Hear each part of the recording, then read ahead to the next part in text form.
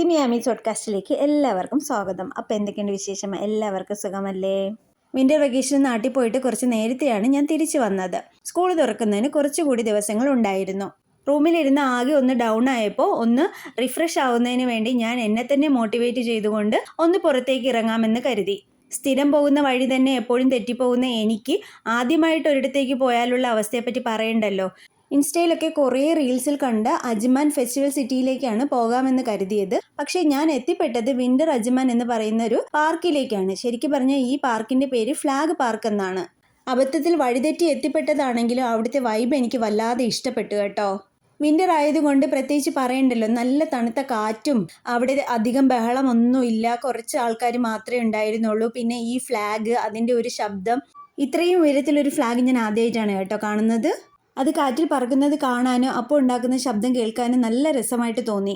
ഇതൊരു വലിയ പാർക്കാണ് കേട്ടോ, കാം ആൻഡ് ക്വൈറ്റ് ആയിട്ടുള്ളൊരു പാർക്ക്. പിന്നെ എടുത്തു പറയേണ്ടത് അവിടെ നീറ്റ് ആൻഡ് ക്ലീൻ ആയിട്ട് എന്നെ സൂക്ഷിക്കുന്നുണ്ട്. കൂടാതെ അവിടെ കണ്ട മറ്റൊരു കാര്യമാണ് ഒരു കംപ്ലയിൻറ്റ് ബോക്സ്. മറ്റ് പാർക്കുകളിലൊന്നും ഞാനത് കണ്ടിട്ടേ ഇല്ല.